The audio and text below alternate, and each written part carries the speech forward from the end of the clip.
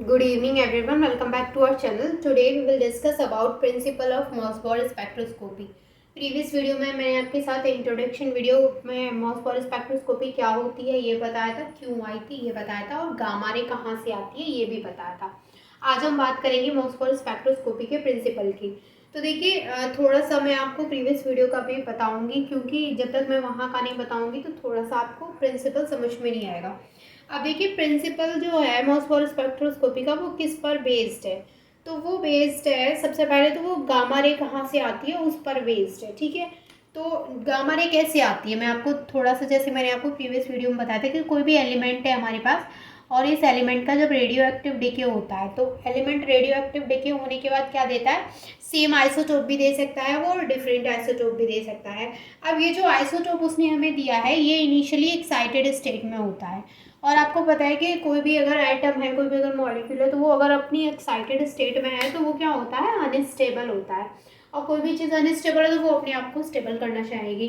तो जब ये एक्साइटेड स्टेट में है तो ये अनस्टेबल है, ये अपने आप को स्टेबल करने के लिए क्या करता है, एनर्जी को एमिट करता है, रे को एमिट करता है। कौन सी रेज को, तो ये एमिट करता है गामा रे को, ये गामा रे को एमिट करता है और ये ग्राउंड स्टेट में पहुंच जाता है। तो अब जब ये ग्राउंड स्टेट में आ गया तो अब ये क्या हो गया, स्टेबल हो गया। ये चीज़ें मैंने आपको प्रीवियस वीडियो में बताई थी। तो जो गामा रे है वो हमें यहाँ से मिलती है। मैंने यहाँ तक चीज़ें आपके साथ डिस्कस कर ली थी कि कोई भी एलिमेंट उसका रेडियो एक्टिव डिके कराया तो जो एक्साइटेड स्टेट में इनिशियली मिला है वो कुछ बहुत कम टाइम के बाद, कुछ माइक्रो सेकेंड के बाद इसमें चेंज हो जाता है, ग्राउंड स्टेट में आ जाता है स्टेबल होने के लिए, और वो एमिट करता है गामा रे को। जब वो ग्राउंड स्टेट में आता है तो वो गामा रे को एमिट करता है। ये मैंने आपको बताया था, लेकिन मैंने आपको एक और चीज़ बताई थी कि ये जो है, ये तो मैंने जस्ट आपको इन्फॉर्मेशन के लिए ऐसा सीधे सीधे लाइन में कि कुछ भी गोल गोल बना दिया और बता दिया कि इसका रेडियो एक्टिव डिके हो गया। बट ऐसा नहीं है। अब हम इसको एग्जाम्पल लेके देखेंगे, हम पूरा एग्जाम्पल लेंगे कोबाल्ट का और यहाँ पे आयरन का, जिससे कि हमें बहुत अच्छे से क्लियर हो जाएगा किस तरीके से रेडियो एक्टिव डिके हुआ और कौन कौन सी ट्रांजिशन स्टेट वहाँ पे हुई, ठीक है। तो चलिए, सबसे पहले मैं आपको एक डेफिनेशन इसकी नोट करा देती हूँ।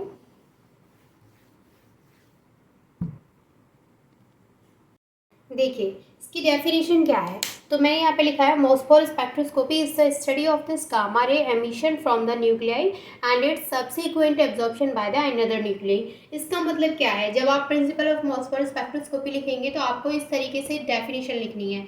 तो ये जो प्रिंसिपल है उसकी डेफिनेशन है ये कि यहाँ पे जो मॉसबॉयर स्पेक्ट्रोस्कोपी क्या है, वो उस गामा रे की स्टडी है।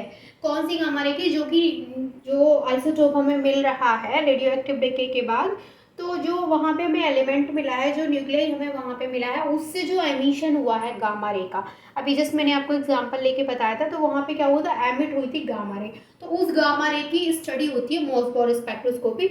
और ये जो गामा रे हमें मिली है उसका एब्जॉर्प्शन कहाँ होता है, जो मैंने आपको प्रीवियस वीडियो में बताया था कि कोई भी मान के चलो ये हमारे पास सैंपल न्यूक्लियाई है, और ये सैंपल न्यूक्लियाई क्या करता है, इसके ऊपर हम गामा रे को, ये गामा रे कहाँ से आई, तो ये गामा रे हमें कहाँ से मिली है कि वो जो न्यूक्लियाई है उसने एमिट की गामा रे, ठीक है। अब इन गामा रे को हमने दूसरे सैंपल न्यूक्लियाई पर डाला है, और ये जो दूसरा सैंपल न्यूक्लियाई है वो इन गामा रे को क्या करता है, अब्जॉर्ब करता है। तो ये जो पूरी स्टडी है वो होती है Mossbauer spectroscopy. Is it clear to all of you? I repeat again.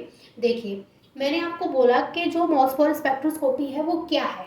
मॉसबॉयर spectroscopy है कि कोई भी न्यूक्लियाई है उससे गामा रे एमिट हो रही हैं, और उन गामा रे को किसी दूसरे न्यूक्लियाई के पास हम जब फॉल करा रहे हैं तो वो जो दूसरा न्यूक्लियाई है वो उनको अब्जॉर्ब कर रहा है। तो दूसरे न्यूक्लियाई में क्या हो रहा है, उसका अब्जॉर्प्शन हो रहा है। तो एमिशन है, किसी और न्यूक्लियाई से एमिशन हुआ और फिर किसी और न्यूक्लियाई में एब्जॉर्प्शन हुआ। तो ये जो पूरी स्टडी होती है ये होती है Mossbauer spectroscopy. Is it clear? देखिए, अब ये चीज़ें आपको क्लियर हो गई, तो हम आते हैं हमारे मेन एग्जाम्पल पर। एग्जाम्पल क्या था, जैसे मैं कल से ही आपसे बोल रही हूँ कि एग्जाम्पल क्या था हमारा, कोबाल्ट का है और आयरन का है। उसमें हम डिटेल में समझेंगे कि कैसे गामा रे वहाँ से आई हैं और कौन से स्टेप पर गामा रे एमिट होती हैं। देखिए, इसको हम एग्जाम्पल की हेल्प से समझते हैं। जैसे मान के चलिए हमारे पास है कोबाल्ट 57, ठीक है। जब कोबाल्ट 57 है हमारे पास, और कोबाल्ट 57 का जो यहाँ पर मैं ईसी लिख रही हूँ, ईसी मतलब है कि इलेक्ट्रॉन कैप्चर, इसका मतलब है रेडियो एक्टिव डिके से, रेडियो एक्टिव डिके। देखिए यहाँ पर जो हमारे पास कोबाल्ट है, कोबाल्ट का रेडियो एक्टिव डिके जब कराते हैं तो हमें क्या मिलता है, कोबाल्ट का जब हमने रेडियो एक्टिव डिके मिला है तो यहाँ पे हमें मिला आयरन 57, यानी आयरन 57 मिला जब कोबाल्ट 57 का रेडियो एक्टिव डिके कराया। तो यहाँ पे हमें क्या मिला, आयरन 57, Fe57। अब देखिए यहाँ पर जो कोबाल्ट है उसके लिए जो आई की वैल्यू है वो है 7/2। आई की value that means quantum number, यहाँ पर जो क्वांटम नंबर की वैल्यू है वो है 7/2। ठीक है, Fe के लिए जो क्वांटम नंबर की वैल्यू, आई की वैल्यू है वो है 5/2। ये चीज़ें मैं क्यों बता रही हूँ, ये थोड़ा सा इम्पॉर्टेंट है और जब तक मैं इसको लास्ट नहीं करती तब तक आपको समझ में शायद नहीं भी आएगा, लेकिन जब मैं पूरा एंड तक बता दूंगी तो क्लियर हो जाएगा। तो मैंने बोला कि यहाँ पे कोबाल्ट है, कोबाल्ट का रेडियो एक्टिव डिके होता है तो वो आयरन 57 हमें देता है, और कोबाल्ट के लिए जो यहाँ पर आई की वैल्यू है वो 7/2 है, आई दैट मीन्स क्वांटम नंबर की वैल्यू, और यहाँ पर जो Fe के लिए आई की वैल्यू है वो 5/2 है। ये जो मैंने EC लिखा है उसका मतलब है इलेक्ट्रॉन कैप्चर। तो जो मैं बोल रही हूँ और जो मैं शॉर्ट में लिख रही हूँ वो चीज़ें आप अपनी कॉपी पर नोट करते रहिएगा।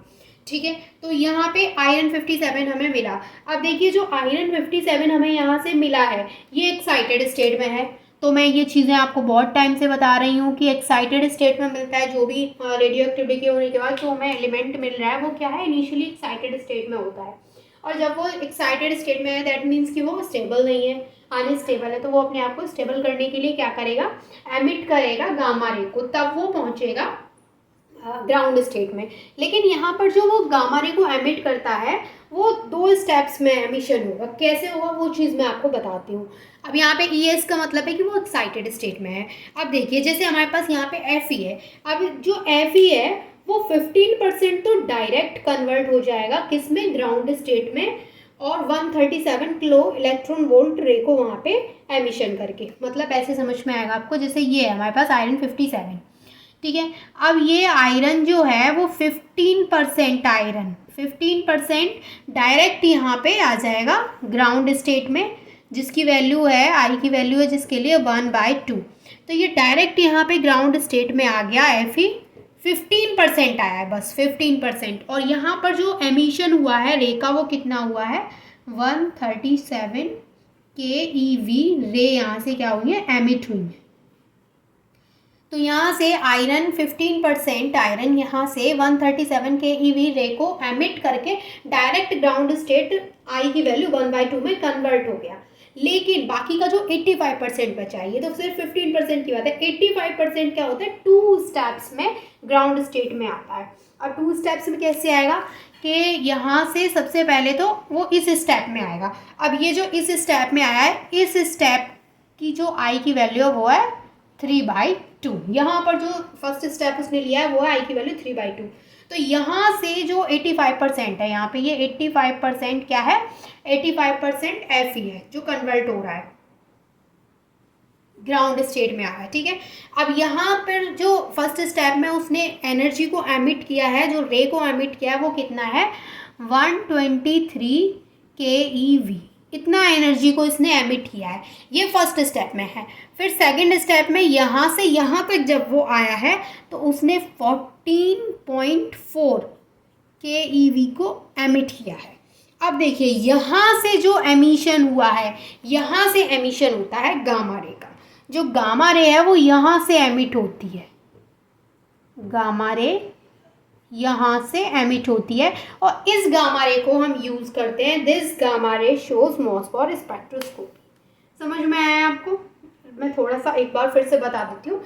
कोबाल्ट 57 का जब रेडियो एक्टिव डिके हुआ, यहाँ पे इलेक्ट्रॉन कैप्चर का मतलब वही है, तो यहाँ पे आई की वैल्यू 7/2 थी, फिर 57 Fe में जब वो कन्वर्ट हुआ तो यहाँ पे आई की वैल्यू 5/2 है। ये जो है वो इनिशियली एक्साइटेड स्टेट में है, तो वो कुछ टाइम बाद ग्राउंड स्टेट में आएगा। तो ग्राउंड स्टेट में कैसे आएगा, गामा रे को एमिट करके। अब 15% तो ये डायरेक्ट आ गया ग्राउंड स्टेट में, आई की वैल्यू 1/2 में, लेकिन जो 85% है 85% आया है 2 स्टेप्स में। फर्स्ट स्टेप में उसने 123 के ईवी एनर्जी यहाँ पे एमिट की है और सेकंड स्टेप में उसने 14.4 के ईवी एनर्जी यहाँ पे एमिट की है। अब देखिए फर्स्ट स्टेप में जब वो आया है ग्राउंड स्टेट में तो वो 3/2 स्टेट में आया है, आई की वैल्यू 3/2 वाली स्टेट में।